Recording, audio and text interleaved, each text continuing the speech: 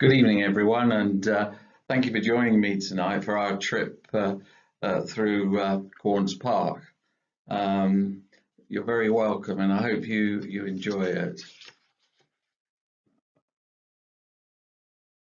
Actually, I've made a mistake straight away because I've called it the Quorn Park, and really that's not its name at all. Its name is Stafford Orchard. But what's in a name? Well, quite a bit really, because people in the village get quite annoyed when they hear it just called the park or Quorn Park.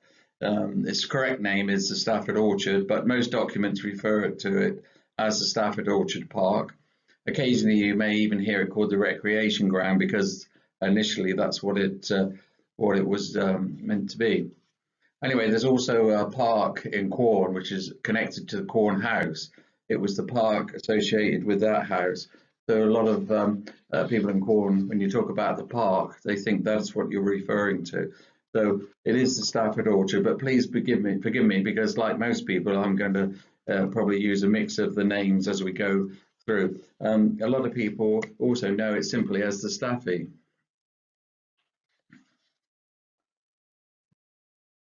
So normally the best place to start when we're talking about the history of anything is at the beginning, but tonight I've chosen to show you a few pictures just simply of the park during the last year or so, during the lockdown period when it's been really used. The condition of it actually has been, with over a year of so many people using it, it's become quite worn out in places, but it looked its best certainly during the first part of the lockdown in 2020. And it was used for what the benefactors probably idea was, that it should be used for recreation and primarily for children, but it's been used for recreation by everyone from dog training to football training to exercise.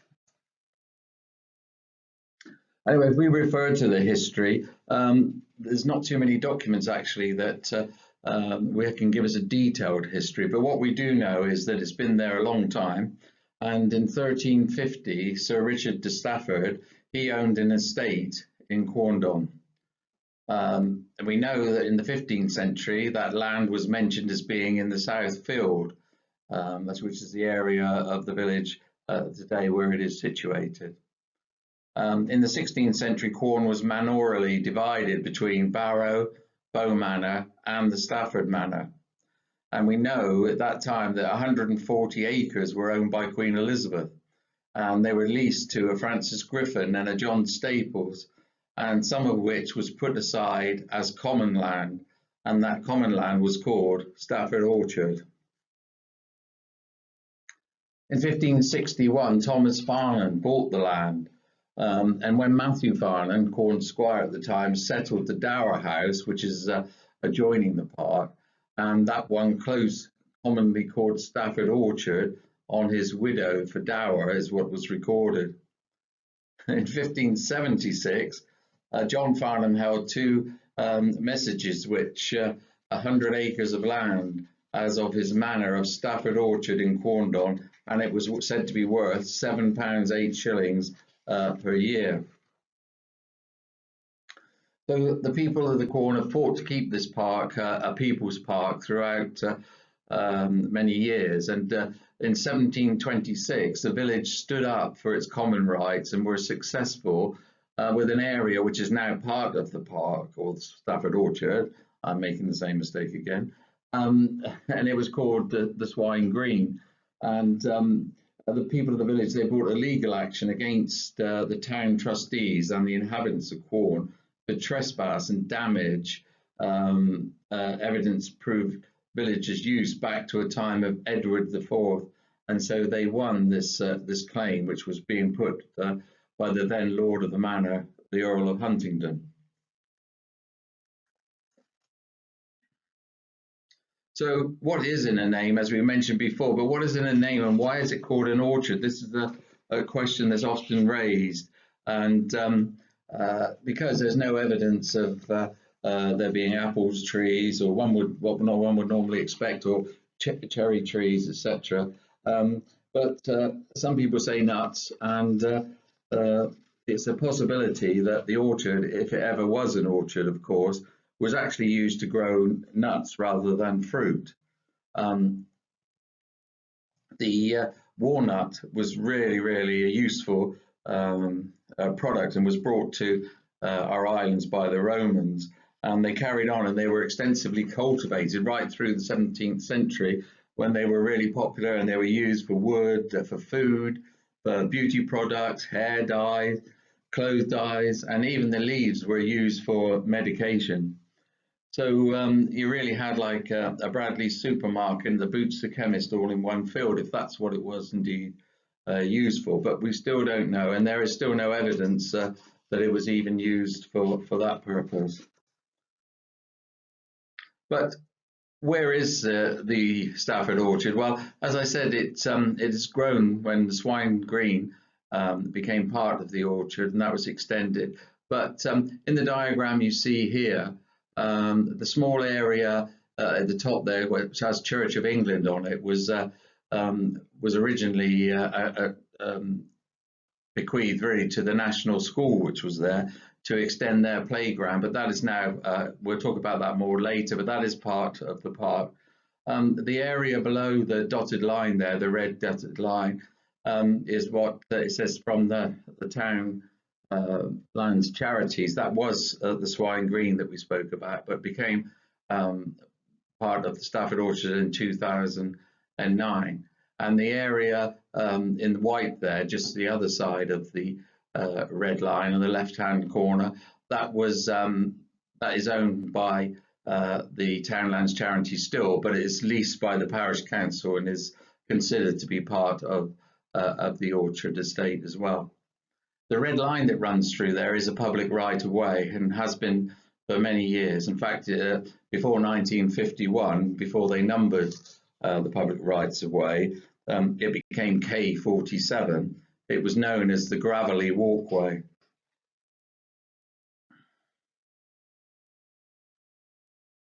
So, as I say, this is what constitutes the park today.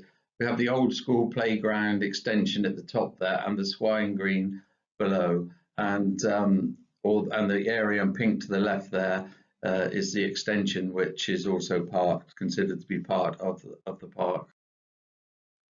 So this is an aerial view from 1950, and you can see that the Stafford Orchard at that time was really just a piece of grass.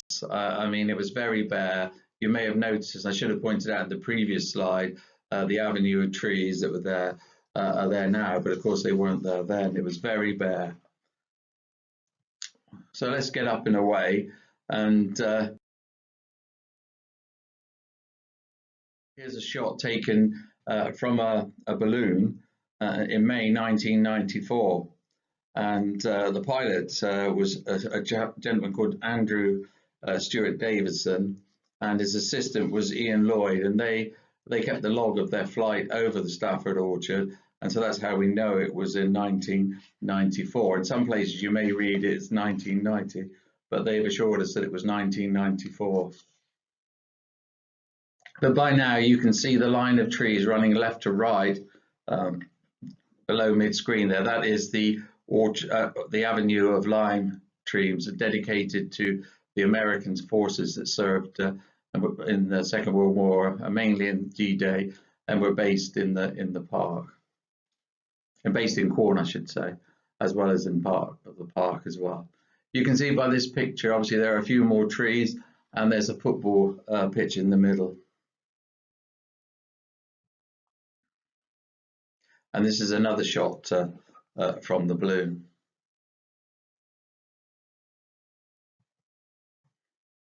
This is a shot taken today from a drone, thanks to my grandson. And you can see that there's more areas of hedging, etc. But already you can start to see the grass is starting to be worn away from its use during the lockdown. So the 20th of June 1920, the Stafford Orchard became a recreation field. 1920, it became the recreation field, and it celebrated its birthday. It would have done, or it did actually, on the 20th of June, of course, 2020. Unfortunately, not much was able to be made of this celebration because of lockdown. We had hoped there'd be some sort of fete of some kind, but we were unable to do that. So the best we did was to mark some entries onto the photos that went out on the Facebook page, etc., with the 100 logo. Although it officially became a recreation field, and we'll hear of how that happened later, in 1920, before that it was common land, but it was also used often as a recreation field, although there was no official sort of play equipment at that time. But here's a picture from 1897. It was Queen Victoria's Diamond Jubilee, and obviously that's showing that that was celebrated in Stafford Orchard at that time. This is circa 1910, and it shows boys playing cricket on the Stafford Orchard. In those days, I should have said that the park was frequently grazed by cattle and horses as well. So carrying on with the history, a bit more of the history, in 1893, on Friday the 26th of May, William Farnan placed the land for sale up for sale as building land. You can imagine the shockwaves must have run through the village at that time. William, who was head of the family at that time and lived in Quorn house, he'd got himself into debt with various enterprises, investing in cattle farms in Canada and the States, and lost a lot of money. He'd also ended up in an asylum, but obviously he was forced to sell land to pay off some of his debts, not just Stafford Orchard, but other areas of the village as well.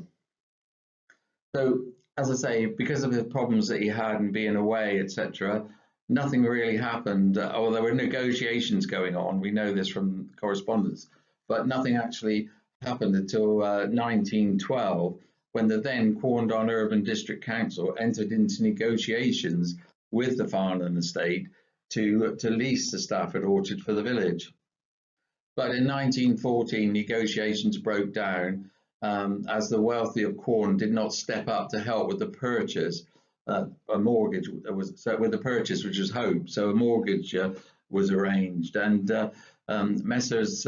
Craddock, Warner, Wright, and Parker purchased the site for the village, and therefore prevented it being sold as a freehold building land.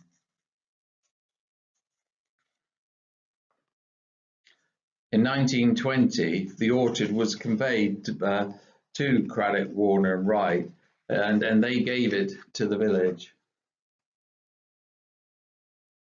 And I don't expect you to read this slide, it's far too small, but there is an indenture which we thought had been lost, but luckily a resident of the village had, well, the actual copy actually is, we never did find, it's probably with a solicitor somewhere or other, but we did find a photocopy which a resident of the village, Ivan Bexon, had in his possession because he lives in the Dower House, which is next door to the park, and it was in the details for his house. So we were lucky to have that. So we do know that what we're saying is definitely correct. That and the indenture was made on the 21st day of April, 1920.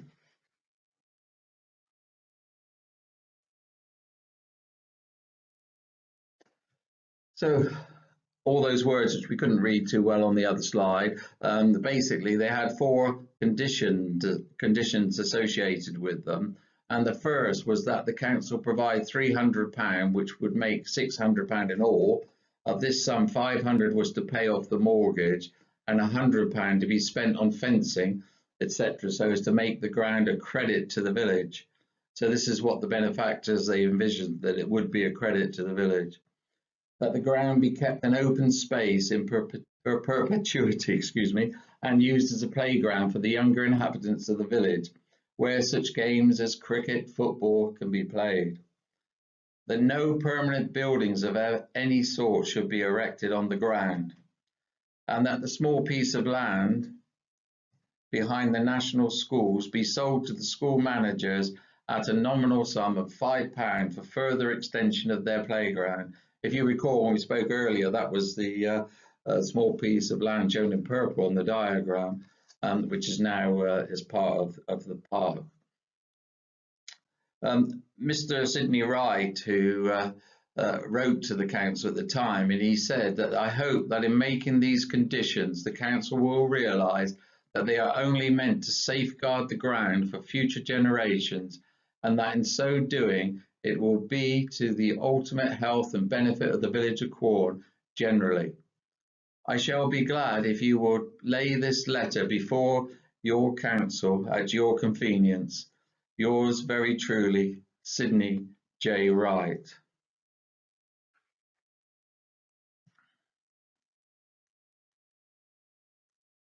And the minutes of the council, which are available, they recorded at that time that they hoped in time to beautify it, to have some trees and to make a miniature park. So it was the 20th of June 1920 that we mentioned, as we mentioned, that Stafford Orchard became the recreation ground. And on the 24th of June, existing tenancies were terminated. Why they were 4 days late, I don't know. Maybe they had to give a month's notice. I really couldn't find that out. But in 1922, we know that the land was still used for grazing, and a Mr. Grinley was permitted to graze his horse there between 9 p.m. and 8 a.m. And he was charged 8 shillings for grazing 10 ewes there as well. In 1924, permission was given for a League of Nations demonstration to commemorate the loss of lives in the Great War. And that's really the first thing that we know that was organised there after it became a recreation ground for the village. These pictures that I've shown here, they're not actually from the recreation ground or Stafford Orchard, but they were pictured in Quorn. And obviously it was a lot cheaper having sheep and horse graze the grass than paying the sum that the council paid today to have it mowed.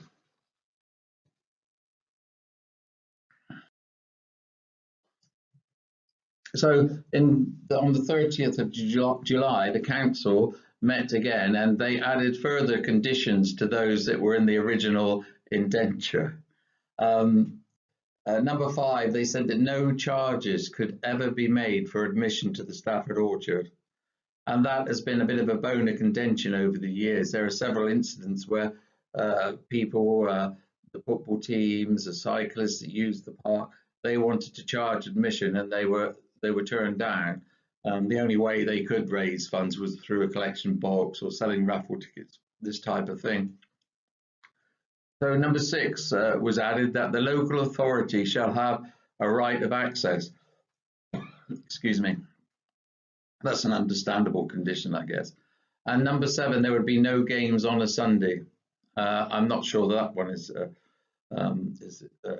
stuck to religiously today, but that's what it said. And number 8 said that no vendors of refreshments without permission. And this picture here is taken a few years ago when there was a regular visit from the ice cream lady, who did have permission, by the way, and there was a welcome visitor to the park selling her ice creams. So as we saw right from the beginning, the idea was to beautify the park and improve it, and but this didn't happen, and there were numerous letters on file about, or minutes I should say, from the council about the condition, the poor condition of the recreation ground.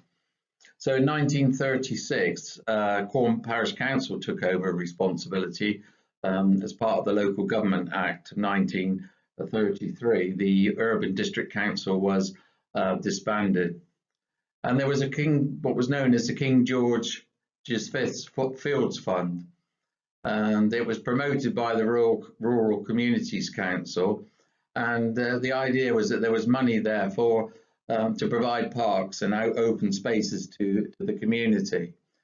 So the parish council approached the fund to see if they could have monies to improve the Stafford Orchard.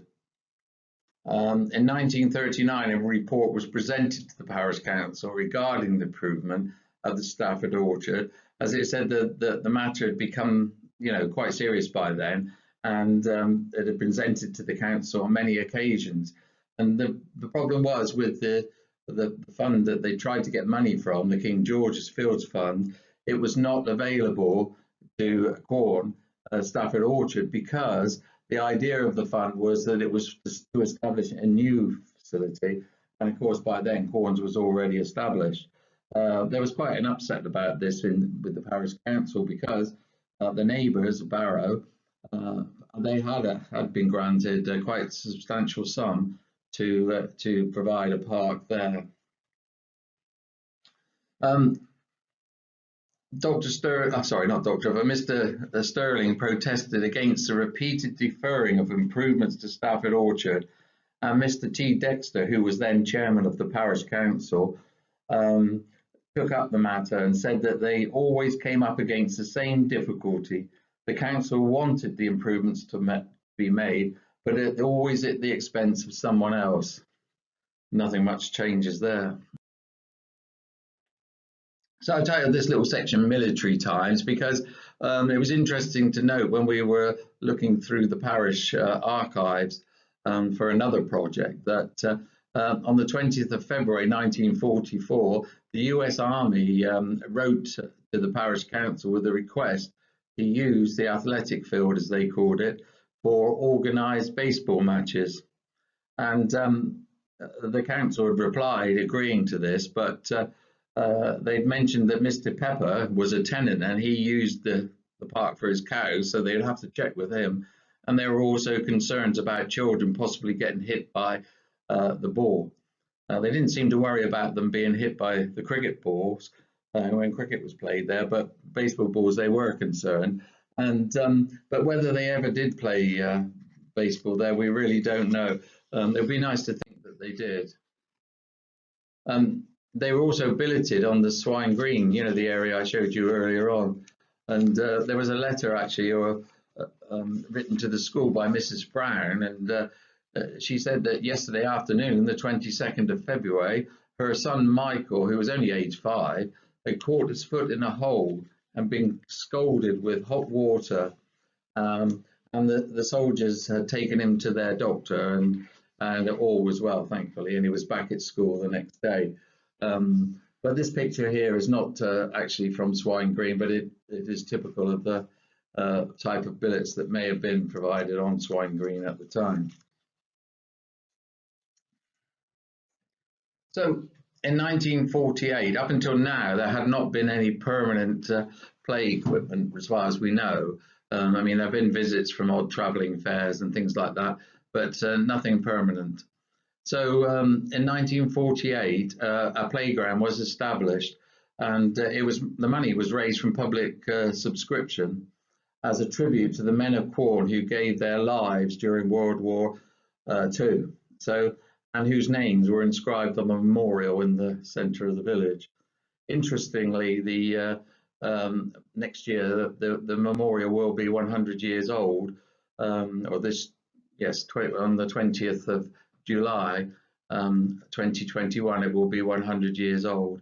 And this plaque that has recently been rediscovered, stashed away in the village hall. So we're hoping to have that put back in place before the centenary.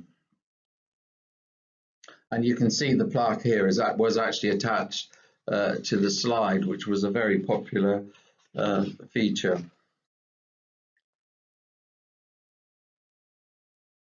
We know that continuing with, it's not really directly military, but of interest was that in 1949, the parish council had written to the warden of the Polish hospital at Weinswold to highlight the issue of Polish girls who were then working at Wright's Mill and were thought to be abusing the play equipment that had been installed in honour of the war dead. So you can see the village was very proud of this play equipment. And the girls were staying at Weinswold. It had been an RAF station, but the billets, etc., were taken over after the war for housing refugees, and in particular Polish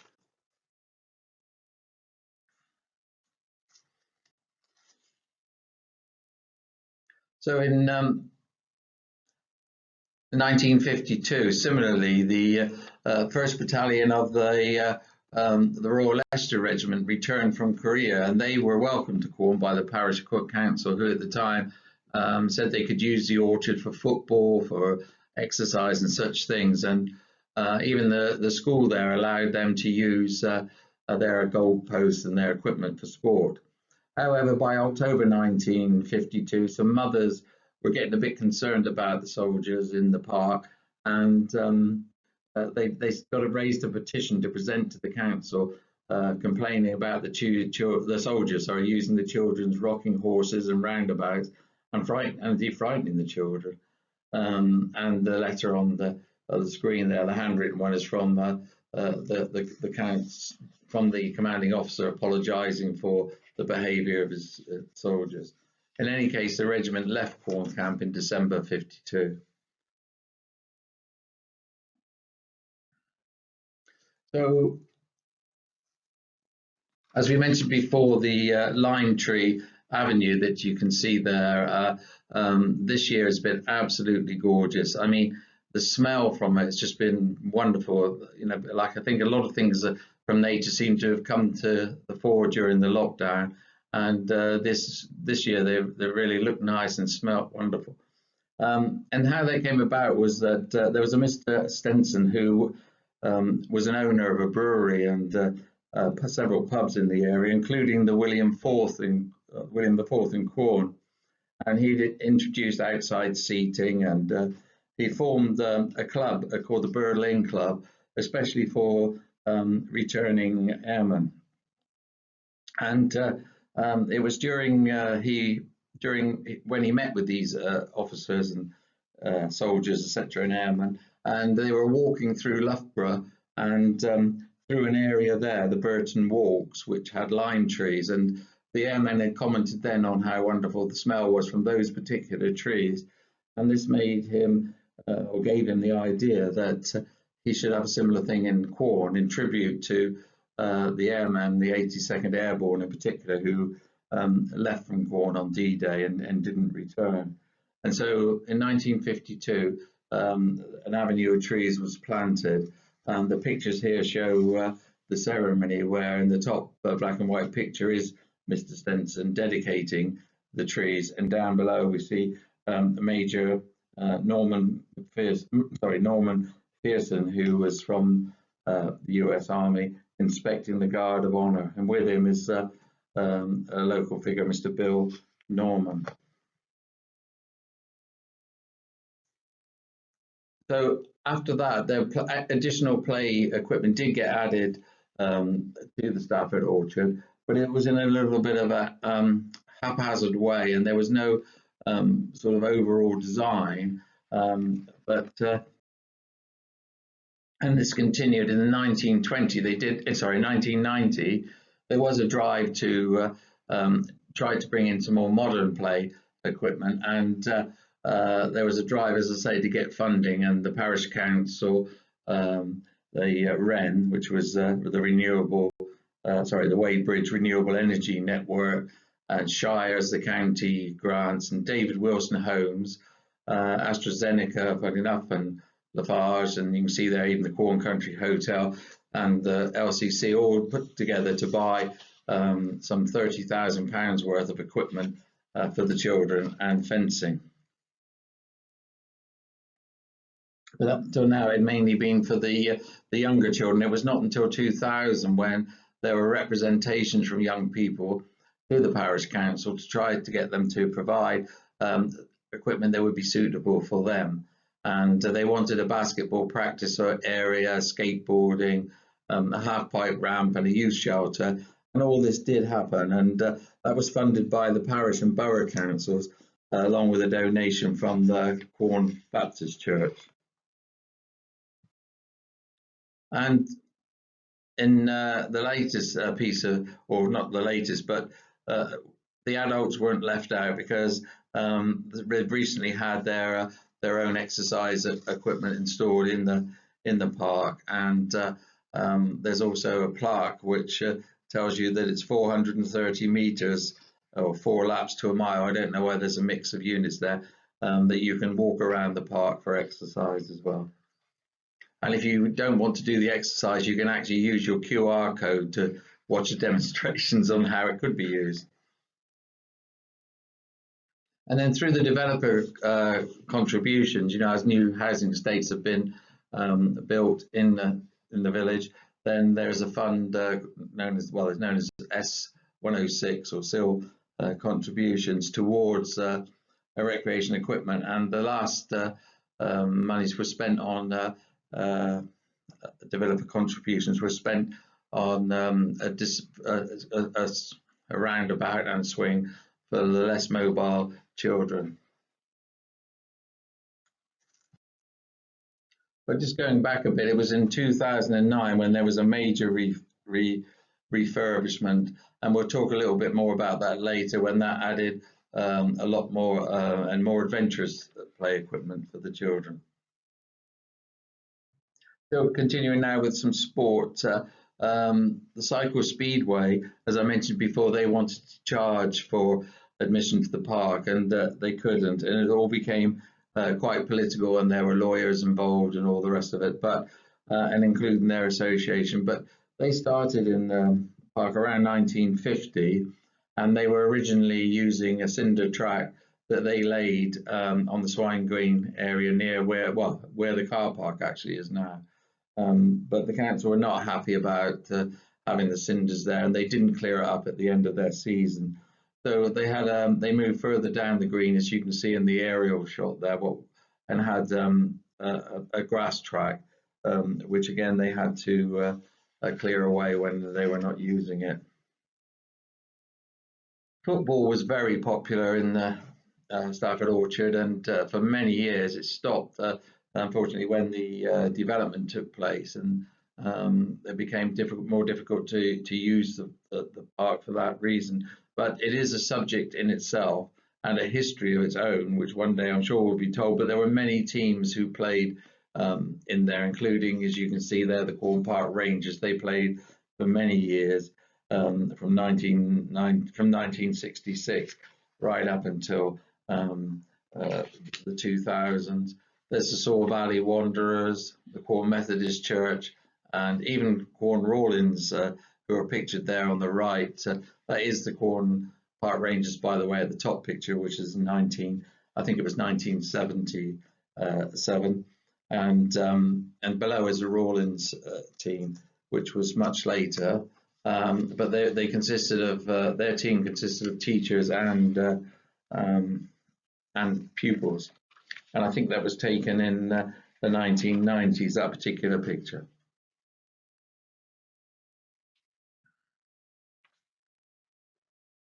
So the primary school obviously was in use until the 1972, I think it was, and they were charged £1 shilling a year, would you believe it, to use the school's charge £1 shilling a year, 5 pence of today's money to use the park for recreation and in their playtimes.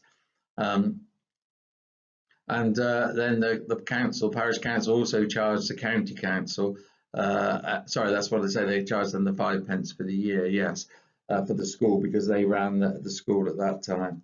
The council also gets a small income, would you believe, from the lighting and telephone poles which are in the park. So the fun fair was another regular user of the park, and it originally used the Swine Green, but moved to the main park in 1968 and continued in use right up until 2008, and it visited every year. And it was a nice little earner for the council, as it brought in payments every year. In 2006, there started to be, again, by then the park had started to deteriorate a bit, and there was a drive to try to get it improved. And luckily at that time, and as I said, the poor condition had been mentioned in 1936 and 48, 69, and again in 2005. But at this time, there was a park, what was known as the Parks for People fund became available through the Heritage Lottery Fund to improve parks, etc. And so, in fact, £645 was awarded to the council to get the work done, and the project team was set up that really worked very hard. As you can see them all sat there, people you might recognise, Catherine Patterson, there was the clerk of the council, Sue Templeman, Phil Childs, and Tim, who does the website today, and Ivan were the main leaders on the team. And they also, with some of the monies, they also managed to purchase the Swine Green, as well as set up the lease on the small area at the Station Road entrance.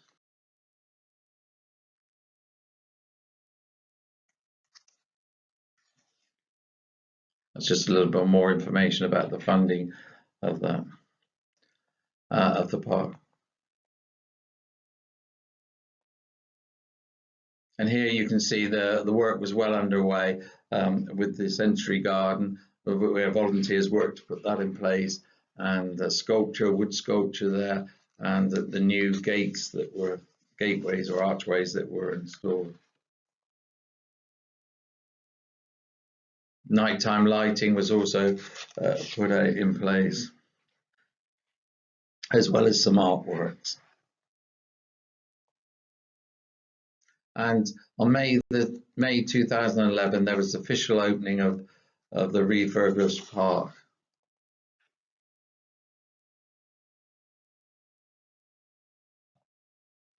And then the park, as part of the lottery funding, was asked to seek Green Flag Award status, which it has done. And you can see the criteria there that have to be met every year to ensure that the Green Flag is maintained. And they've continued to meet those standards ever since 2011 till today. And the park is used, of course, for celebrations of many kinds.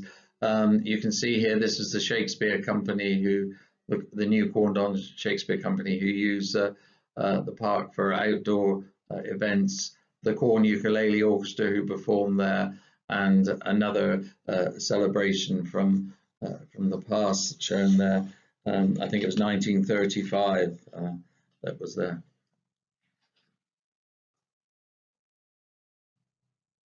And there's a seat there that was, and this there's just a picture at the top to show how the entrance used to be before it was modernised. And of course, there's been many fetes and celebrations held there. And of course, the May Day was not able to take place this year, but there had been May Day celebrations for many years.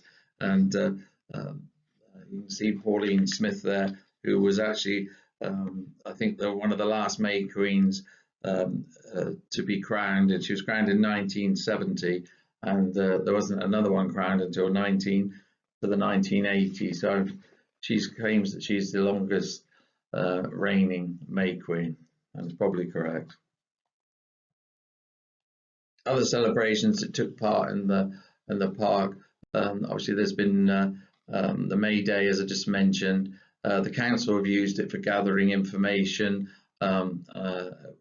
questionnaires, that was for the neighbourhood plan, the picture there. There's been religious ceremonies held in the park. And for many years, Friends of Markfield, which was an establishment that it was an isolation hospital, and it was used by the people of Quorn, and it was a charity, and they used to organise the May Day or organise the May Day festivals. Within the park, there are many commemorative trees, etc., and plants, and you can see those as you walk around. The willows there, they were planted in the 1970s when it was actually the Elizabeth Goodman's class of 7 and 8 year olds at the school. And they were planted. It was her idea to mark the leaving of the primary school. So when the primary school left the park building, which is now known obviously as the old school, and they moved to their new site. It was suggested these trees be planted in commemoration of that.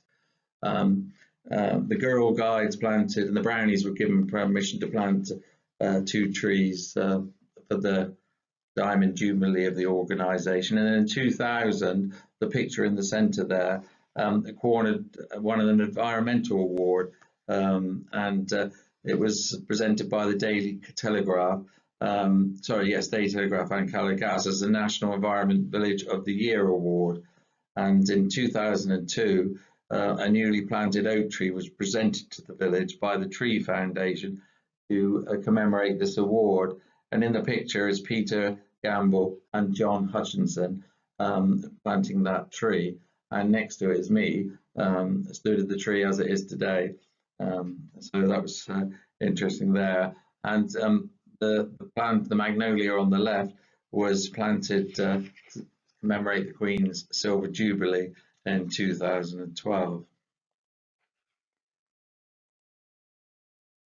There's various pieces of artwork in the park, and we're pleased to have them there, and they now form part of the village's sculpture trail.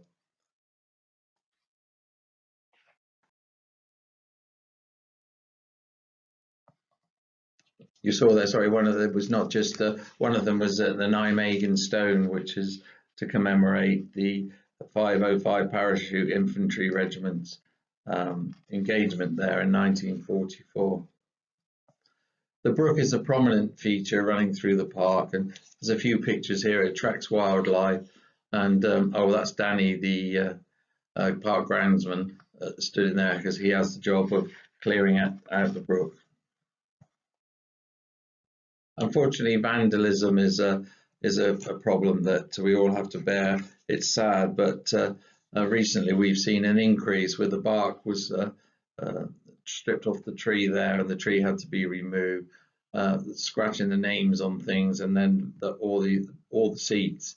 There were 4 seats in the performance area, and they were all smashed recently, which was a shame. You can see from this picture that the park has suffered recently from the wear and tear of the COVID lockdown, and eventually, hopefully, it has meant there's been more use of the park, but inevitably that means there's more work to be done to get it back to the good standard that it was again. And yes, another shot from the drone showing the wear here on the grass. So that's about it, ladies and gentlemen. Thank you very much for staying with me. But I guess I have to ask the question at the end: do we think the benefactors' wishes have been achieved? To keep the ground as an open space in perpetuity and used as a playground for younger inhabitants of the village, where such games as cricket, football, etc. can be played. Well, I would say that probably has happened. It's still used today. Beautify it to have some trees and to make a miniature park. Again, I would say that's happened. No permanent buildings of any sort erected on the ground. There hasn't been any. Safeguard the ground for future generations for the health and the benefit of the village of Quorn. Well, we can only all hope that we all work together to hope that does happen. Well, what will the next 100 years bring? Who knows?